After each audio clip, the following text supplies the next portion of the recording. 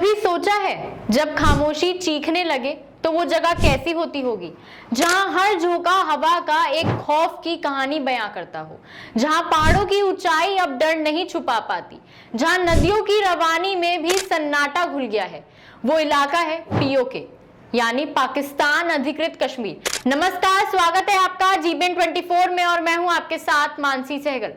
आज वहां किसी दुश्मन की फौज नहीं बल्कि अपने ही साए से डरते लोग हैं, जिन्हें लगता है कि कहीं आसमान से कोई जवाब ना आ जाए, कहीं वो भारत जो अब खामोश नहीं बैठता एक बार फिर इतिहास को बदलने ना निकल पड़े।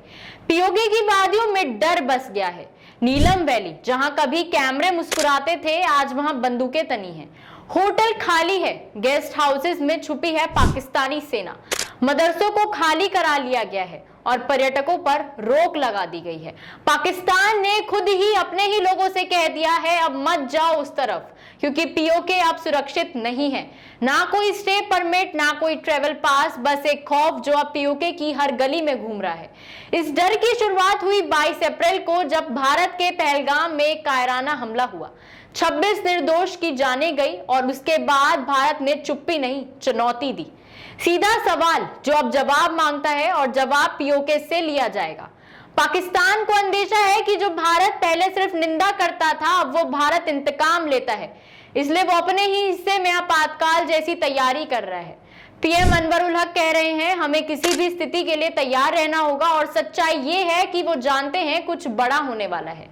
पीओके के आम लोग जो सालों से अनदेखे और अनसुने, अनछुए पड़े हैं, आज उनके बीच एक उम्मीद की किरण है कि शायद ये भारत ही है जो उन्हें उस नर्क से निकाल सकता है, जिसका नाम है पाकिस्तानी हुकूमत। पीओके के बच्चे जो अब तक डर के साए में पले, शायद अब खुलकर तिरंगा बना पाएंगे। शायद अब उन्हें वो आजादी मिलेगी जिसका सपना उन्होंने कभी देखा ही नहीं था। कहते हैं ना, जब इतिहास करवट लेता है तो जमीन नहीं, तकदीरें बदलती हैं।